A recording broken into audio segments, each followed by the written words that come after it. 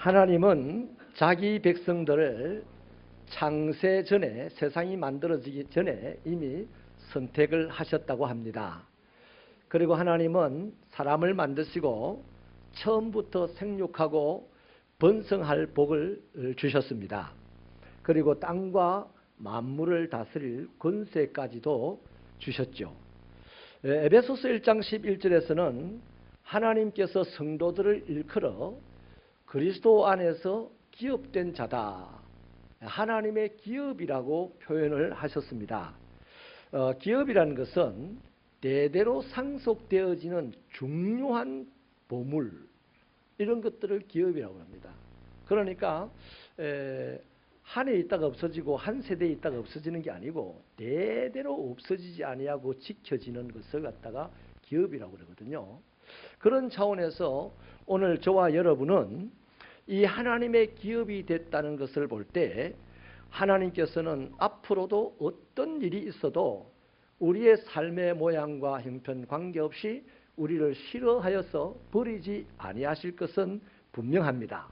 또한 반드시 우리들의 삶을 통해서 하나님의 그 놀라우신 뜻을 이루실 것이 확실합니다.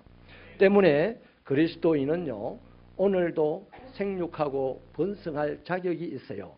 오늘도 그리스도인은 세상을 차지하고 다스릴 자격이 있습니다. 근데 분명한 건 자격이 있다는 얘기입니다. 다스리는 사람이 있다는 건 아니에요. 자격이 있는 겁니다. 여러분, 면허증이 아무리 있어도요, 운전을 한 번도 안 해본 사람에게 자동차를 맡기는 법이 없습니다. 자격증은 있어요.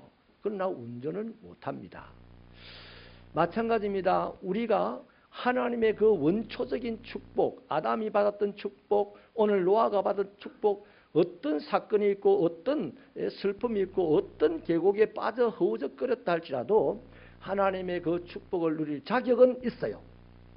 그러나 그 자격이 자격으로 끝나지 아니하고 실제 내가 누리는 것이 되어서 이것이 나의 간증입니다, 이것이 나의 찬송입니다 라고 하며 이 세상에 아름답게 드러날 수 있는 그런 누리는 자들이 되시기를 바랍니다.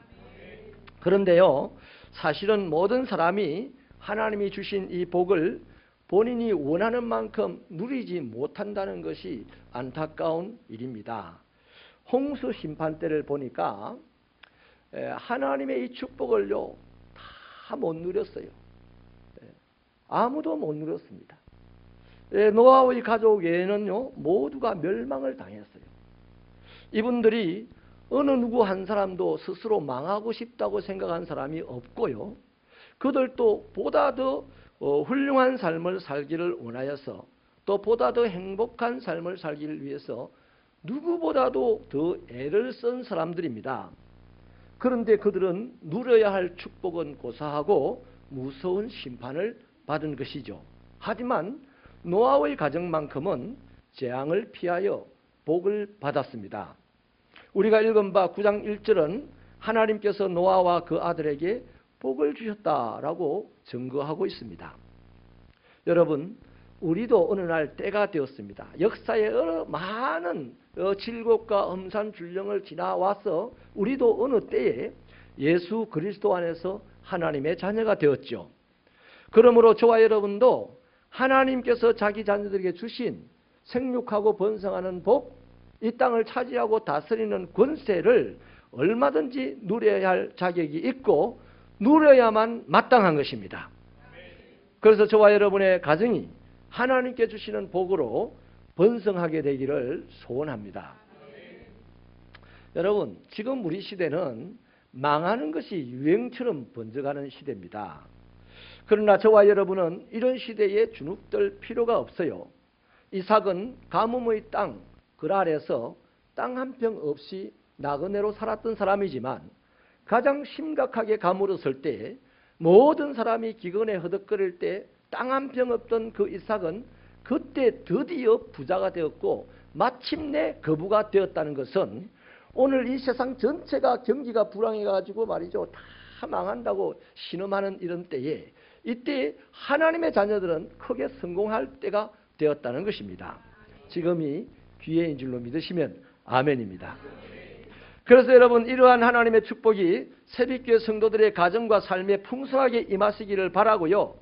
그것 때문에 이 불경기 시대에 신음하는 모든 사람들에게 그래도 살 수 있는 방법이 있구나 하는 희망을 제공하는 저와 여러분 되기를 축원합니다. 그렇다면 그리스도인들이 하나님의 이 놀라운 복을 누릴 자격이 있는 그리스도인이 어떻게 해야 이 복을 누리게 될 것인가? 저는요, 천국 가서 누리기 전에요, 이 세상 육체로 살아가는 동안 하나님의 생육하고 번성하는 복, 땅을 다스리는 권세의 복을 누리기를 소원합니다.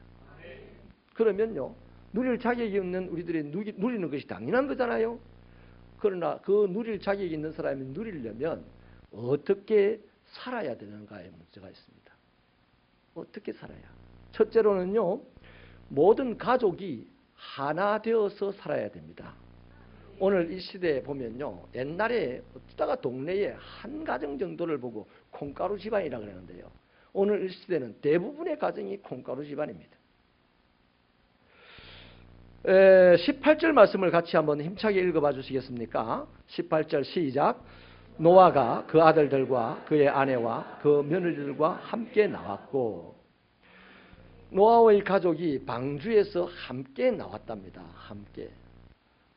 아버지는 나오고 아들은 자빠지 자고 뭐 이게 아니고, 아들도 아버지도 며느리도 부인도 함께 노아의 방주에서 나왔다는 거예요.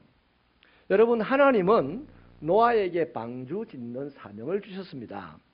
놀라운 것은 이 사명을 위하여서 모든 가족들이 함께 일했습니다.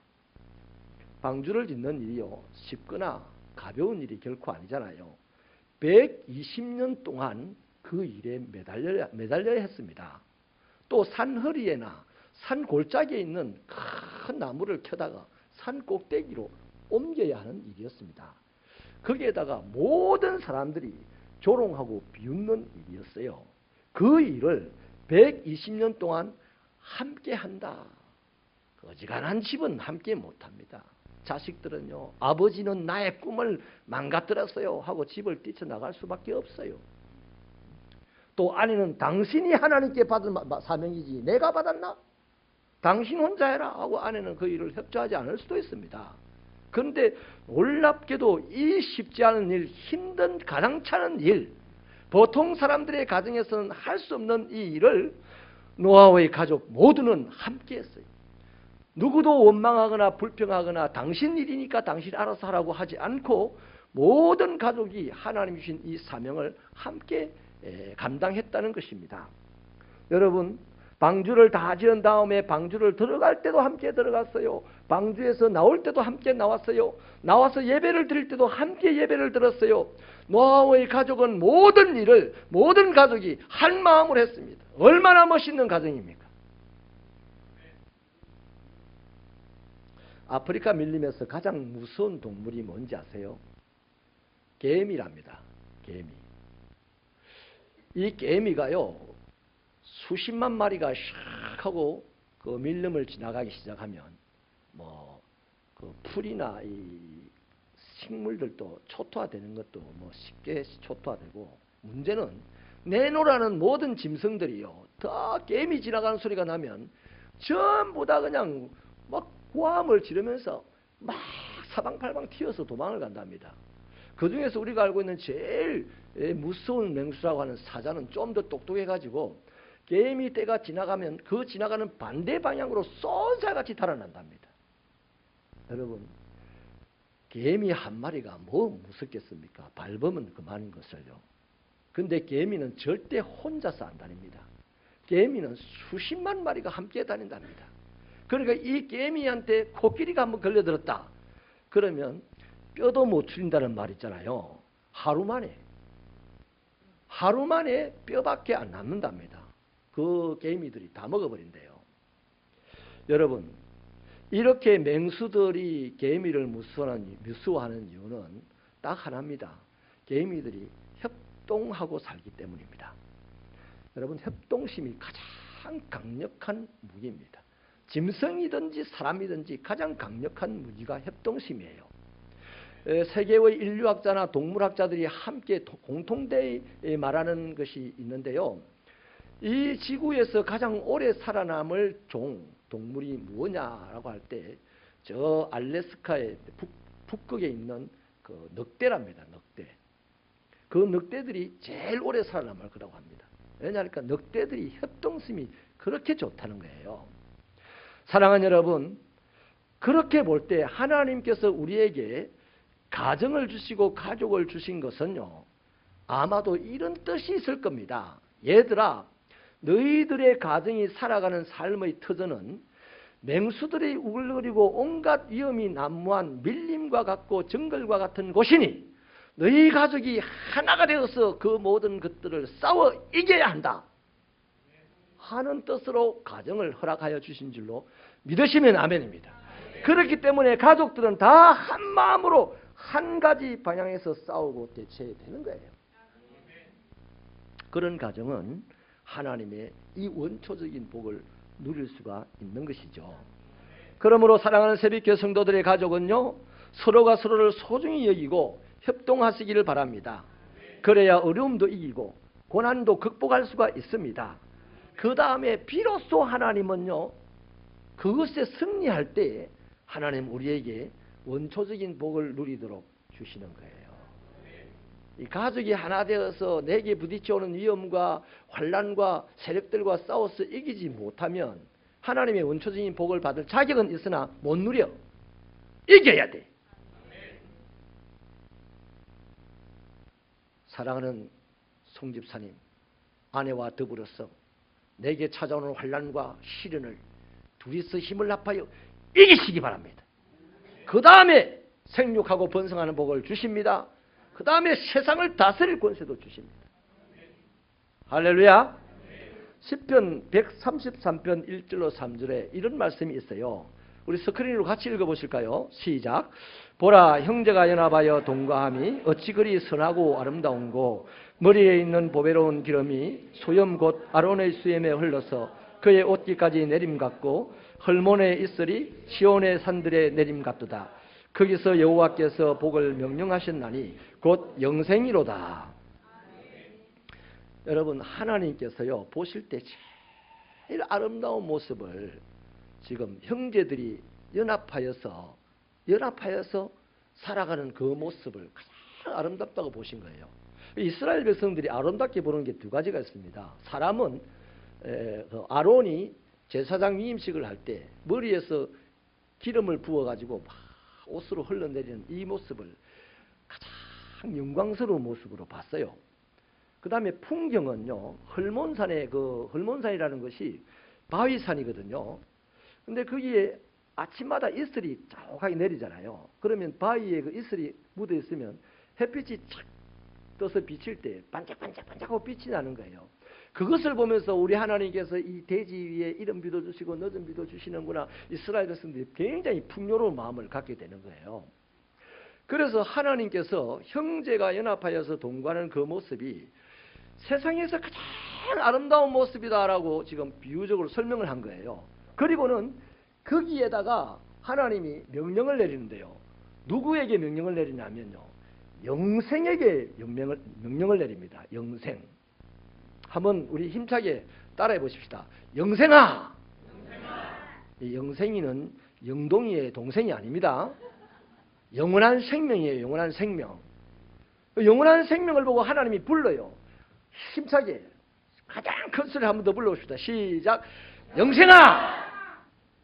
그 영생이 예 하고 하나님께 나오니까 하나님께서 야 저기 가라 그랬어요. 어디에?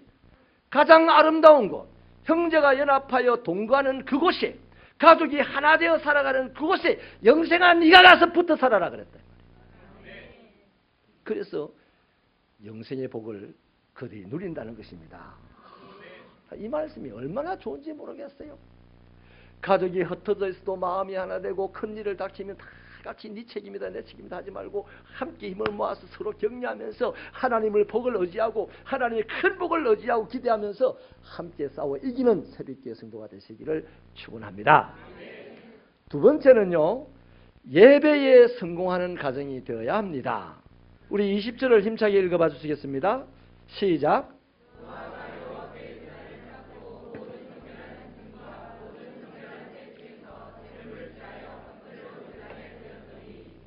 아멘. 노아의 가족들이요, 방주에서 나와서 제일 먼저 한 일이 무엇입니까? 여호와께 제단을 쌓았다 하는 일입니다. 하나님께 제단을 쌓는 일이었어요.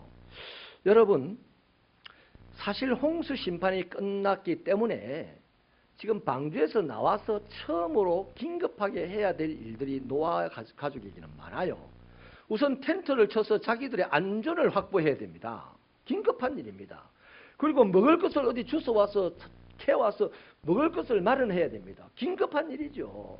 거기다가 지금 1년이 넘도록 갇혀 있었으니 햇빛이 그리웠을 거예요. 그 쨍쨍한 햇빛 앞에서 일광욕을 하는 것도 긴급한 일입니다. 거기다가 여러분, 세상이 그동안에 어떻게 변했는지 살펴봐야 합니다. 혹시라도 자기들처럼 생존해 있는 사람이라도 있는지 여기저기 돌아다녀 봐야 합니다. 이것도 긴급한 일입니다.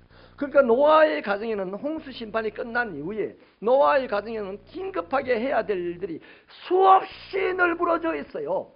그런데 노아는 그 모든 것을 젖혀두고 먼저 한 일이 하나님께 예배를 드렸답니다. 하나님이 감동 안 하겠어요? 여러분, 우리들에게도 마찬가지예요. 우리 각자 개인적으로 긴급한 일, 먼저 처리해야 될 일들이 많이 있습니다. 그럼에도 불구하고 그냥 평범한 사람은 긴급한 일 처리하고 하나님께 예배드리는 일은 나중하겠어요. 이것이 제일 심한 자들이 흘러가서 어디 가냐면 저 우상숭배자들로 흘러가는 거예요. 그런데 정말로 하나님을 감동시키는 몇 안 되는 성도들은 몸이 아파서 꼼짝을 못하겠는데도 나 병나 수고 난 다음에 예배드리러 가야 하지 아니하고 이 병 중에도 하나님께 예배드려야지 하고 아픈 몸을 이끌고 하나님께 예배드리러 나오는 자, 그를 보면서 하나님은 감동하는 거예요. 가장 먼저 예배드리는 것에 성공한 자들, 이 바로 노아의 가정이었습니다. 우리 새벽교회 성도들의 가정이 예배에 성공하는 가정들이 되셔서 세상 사람들, 그냥 세상의 눈에 보이는 이 정도의 축복이 아니라 듣도 보도 못한 축복, 기적이라고 하는 축복들을 우리 새벽교회가 날마다 누리게 되기를 축원합니다. 집을 지을 때요, 가장 중요한 공정이 기초라고 합니다. 기초. 저희들은 저는 별로 그 생각을 못 해봤는데 건축가들이 하는 얘기를 들어보니 기초가 가장 중요하다는 거예요. 기초를 하면서 이제 그 콘크리트를 만들 때 뭡니까, 철근도 제자리에 규격대로 넣고 또 타스를 하고, 그래서 굳어지면 또 하나 더 하고 뭐 이렇게 해서 기초를 튼튼하게 해야만 되는데, 만약에 기초를 불순하게 한다면 아무리 아름다운 집을 지어 놓아도 작은 충격에도 그 집이 삐뚤어진다든지 아름다움을 잃어버린다는 거예요. 좀 심한 충격이 오면 무너진다는 것입니다. 이처럼요, 하나님의 자녀들도 이 땅을 육체로 살아가는 동안에 기초가 있습니다. 삶의 기초, 튼튼한 삶을 위한 기초, 행복한 삶을 위한 기초, 위대한 삶을 위한 기초가 있어요. 그 기초가 뭐냐 하면 하나님과의 바른 관계를 맺는 겁니다. 그 하나님과의 바른 관계를 맺는 유일한 수단과 방법이 바로 예배입니다. 이 예배를 통하여서 우리는 비뚤어졌던 관계가 바로 되어지고, 바로 되어진 관계는 더 건강한 관계가 되고, 할렐루야. 그래서 하나님의 놀라운 역사들을 일으켜내는 능력 있는 자로 세워지게 되는 것이죠. 여러분, 야곱이라는 사람을 우리는 잘 알고 있습니다. 거짓말쟁이입니다. 아버지를 속이고 형의 장자권을 그냥 빼앗아 가지고 형의 분노를 샀죠. 그리고는 도망을 갔습니다. 도망을 갈 때 얼마나 걱정이 많았겠습니까? 뭐 어떻게 살겠나 생각했겠어요. 겨우 살아도 오기로 살고 뭐 악으로 살고 뭐 그랬겠죠. 그런 그에게, 고민이 많은 그에게, 걱정이 많은 그에게 하나님이 베델에 나타나셔가지고 내가 너와 함께 하겠다 말씀하셨어요. 축복을 주셨어요. 그때 야곱이요, 하나님의 축복을 받고 새 힘을 얻어서 저 바단 아람으로 그냥 한 걸음에 달려가게 되는데, 그때 그 마음의 결심이 뭘까요? 나는 이제 하나님께 이런 축복을 주신 하나님, 나를 도와주신 이 하나님께 나는 예배드리면서 살아야 되지. 그 예배드리며 살 것을 결심하면서 그 결심으로 힘차게 뛰어갔어요. 그 세월이 20년이 지납니다. 자식들도 엄청나게 많이 생겼어요. 재물도 엄청나게 많이 생겼습니다. 그래서 이제 때가 되니까 고향으로 이제 돌아가고 싶었고, 하나님도 돌아가라고 해서 고향으로 갑니다. 그런데 고향으로 가다가 거의 고향 다 와갈 무렵에서 세겜이라는 도시에다가 집을 지어요. 거기서 살아요. 왜 그렇게 했어요? 나 이해가 됩니다. 가난할 때야 예배드리면서 살아야 되지, 하나님의 복을 받고 살아야지, 뭐 그렇게 결심을 했지만 부자가 되고 나니까 이 돈을 어디다 써야 돼 이거? 돈 쓰는 재미도 한번 봐야 될 것 같아. 그래서 세겜에는 나이트클럽도 있고 뭐 바도 있고 뭐 온갖 것이 다 있어요. 그래서 세겜에 가서 돈 좀 쓰고 가겠다 이거야. 그 돈 쓰는 재미 맛보고 가겠다 이거죠. 또 자식들이 많으니까 어깨 힘도 주고, 내가 사람들 앞에 나는 자식이 많은 자입니다. 이렇게 화살에 전통이 가득한 자입니다. 폼도 좀 잡고 싶어. 그 잡을 때가 사람이 별로 없는 그 예배드리는 데가 아니고 사람이 많은 저 세상 도시더라 이거. 그래서 그 도시 세겜에 집을 짓고 살았는데 얼마 안 가서 사단이 일어납니다. 자기 딸 디나가 세겜의 추장의 아들에게 강간을 당하게 되고, 그것이 화가 나가지고 디나의 두 오빠 야곱의 두 아들이 세겜의 남자들을 여럿을 그냥 무참하게 살해를 합니다. 큰일 났습니다. 야곱은 이게 죽게 생겼어요. 그래서 어찌하지 못하고 당황하고 있을 때에 하나님께서 나타나셔가지고 야곱아 베델로 올라가라 그랬습니다. 그 베델이 어디입니까? 지가 하나님에게 예배드리며 살겠다고 결심한 곳입니다. 그래서 하나님께서 베델로 올라가라 이 말은 나에게 예배드리는 것을 회복해라 이 말씀을 하신 거예요. 그 말씀에 확실한, 이렇게 내가 해석을 하는 확실한 증거가 있습니다. 야곱이 그 말씀을 듣고 짐을 잘 챙겨서 자식들을 다 데리고 올라갈 때 자식들 어느 하나도 반대를 안 해요. 아버지 나가세요. 나는 세겜에 살 거야. 이래 안 해요. 자식들이 다 함께 따라갑니다. 그리고 더 놀라운 증거는 세겜의 남자들이 가만 놔두겠습니까? 이들을.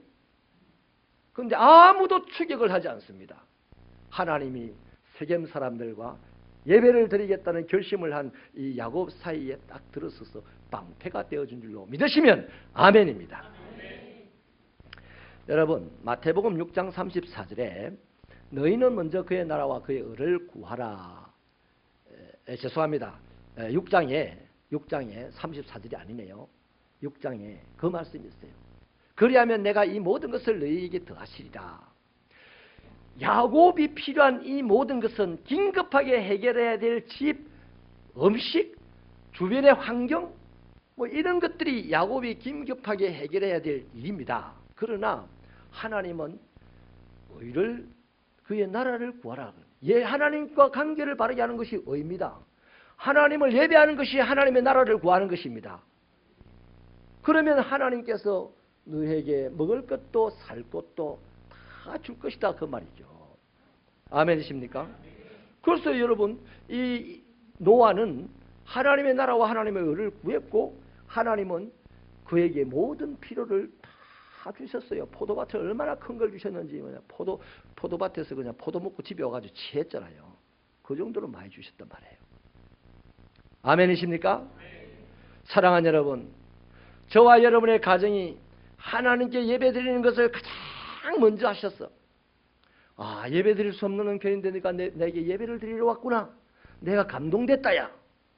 사람인 나도 감동이 되면 그 사람에게 좋은 말 해주겠는데 하나님이 감동을 하면 그 사람에게 좋은 말만 해주겠습니까? 좋은 것도 주실 줄 믿으시면 아멘입니다. 아멘. 예배를 성공하시기 바랍니다. 아멘. 우리의 삶의 모든 것들은 대부분이 다 우리의 예배를 실패하도록 우리의 예배를 방해하는 겁니다. 그러나 우리가 치열하게 하나님 앞에 예배에 성공하셔서 세상을 이기는 자로 서게 되기를 축원합니다. 세 번째는요, 하나님을 위하여 예배드리는 자가 되어야 합니다. 우리 한 번 더 20절을요 힘차게 읽어봐 주세요. 시작.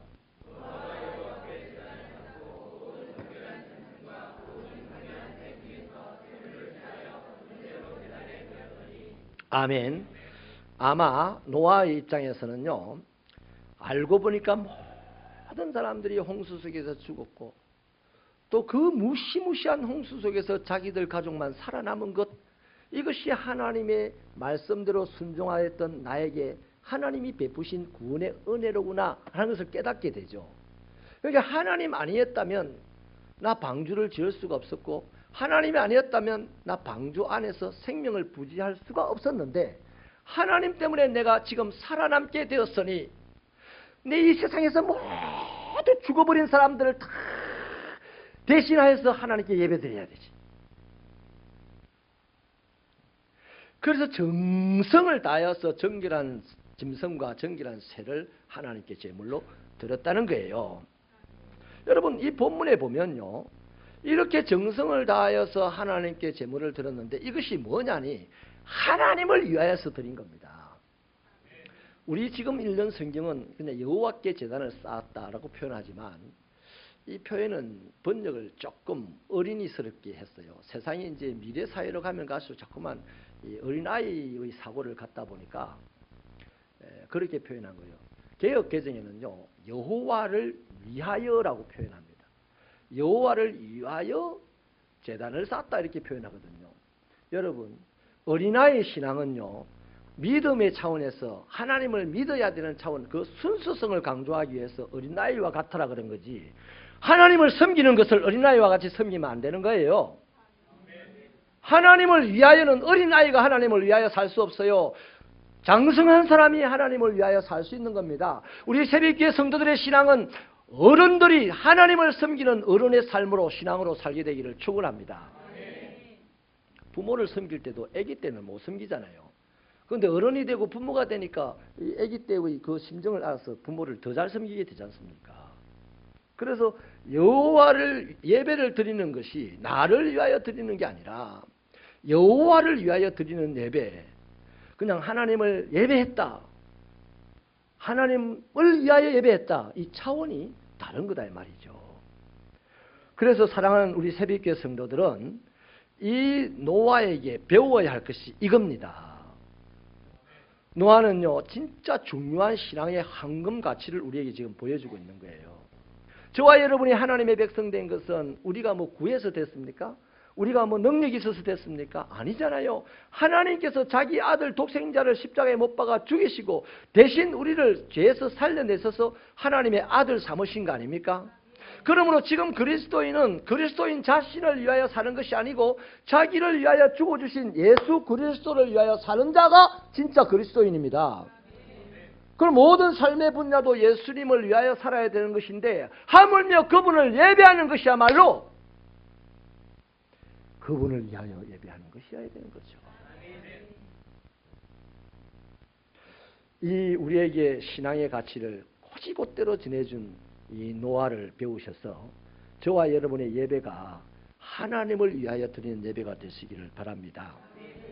구약시대의 제사는 매우 엄격했지 않습니까? 제사를 자칫 잘못 드리다가는 죽음을 면치 못할 정도였습니다. 그만큼 정성껏 예배를 드려야 한다는 하나님의 취지였죠. 그래서 여러분, 형식이나 외식이 아닌 정성을 다하여, 다시 말하면 하나님을 위하여 예배를 드릴 수 있는 사람은 평상시 하나님을 위한 마음을 가지고 있어야 됩니다.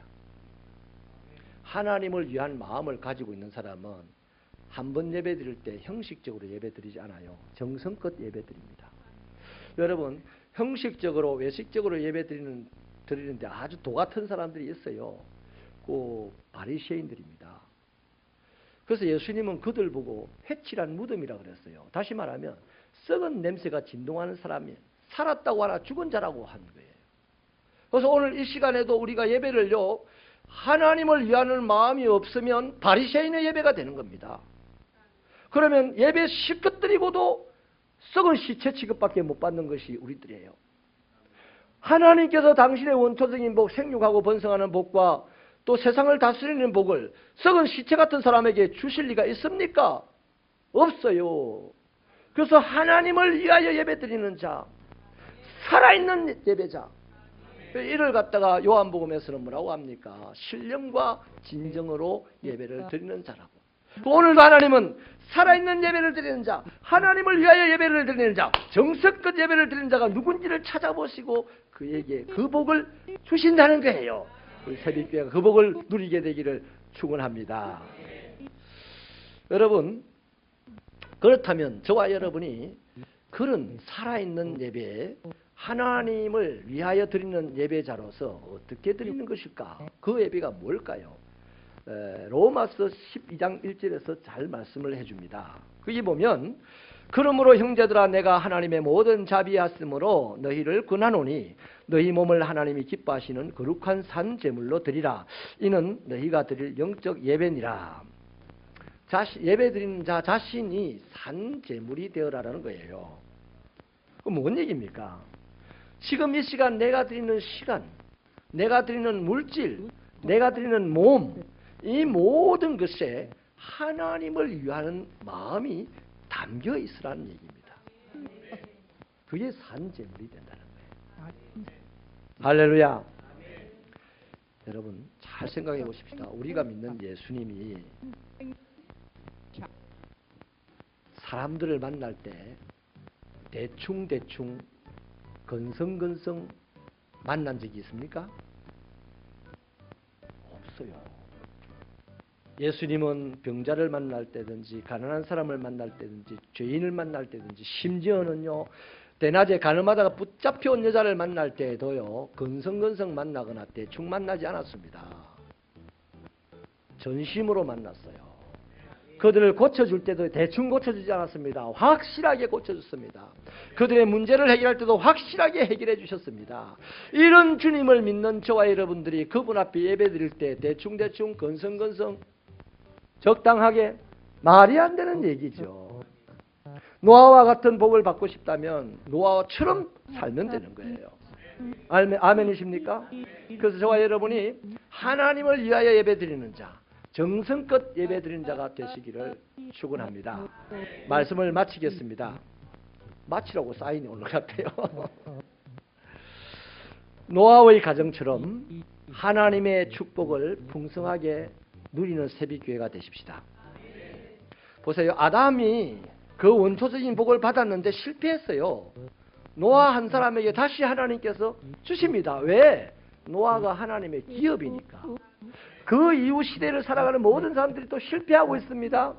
오늘 우리에게 또 주십니다. 원초적인 복을. 왜? 우리가 하나님의 기업이니까. 아멘이십니까? 그러므로 이제 우리도 노아의 가정처럼 온 식구가 하나 되십시다. 우리 가정이 해야 될 일을 가족이 하나 되어서 해보십시다. 우리 가족이 함께 예배를 드리는 데 성공하십시오. 예배를 드리되 하나님을 위하여 예배를 드리십시오. 그러면 틀림없습니다. 기적 같은 일들이 우리의 가정에서 일어날 줄로 믿습니다. 기도합시다.